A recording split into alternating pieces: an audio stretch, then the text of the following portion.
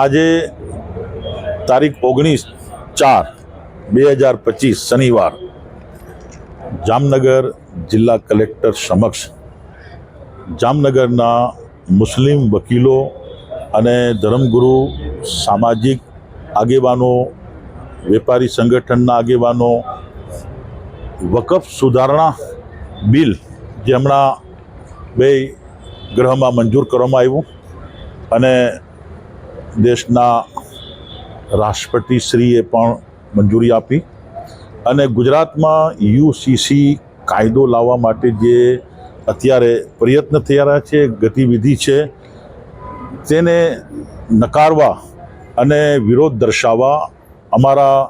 મુસ્લિમ સમાજના કાયદાના સુમાહિતગાર વકીલ સાહેબો, અમારા ધાર્મિક આગેવાનો તથા અન્ય અમારા આગેવાનો પોતાનું આવેદનપત્ર લઈ અને વકફ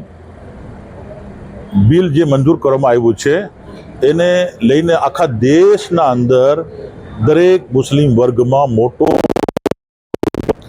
અને પાર્લામેન્ટમાં પણ 232 સભ્યોએ વિરોધ કર્યો, રાજ્યસભામાં છે. ધર્મગુરુઓ,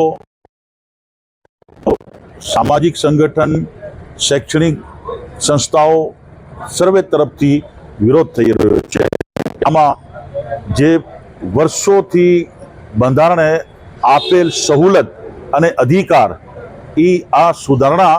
કાયદા પછી છીનવાઈ જશે અને યુસીસી આર્ટિકલ 44 એની જોગવાઈમાં યુસીસી માટે સમય સંજોગ એ પ્રકારના હોય કે નાગરિકો પાસે એના વિશે અભિપ્રાય લઈ અને સખત જરૂરત હોય તો દેશના હિતમાં કે રાજ્યના હિતમાં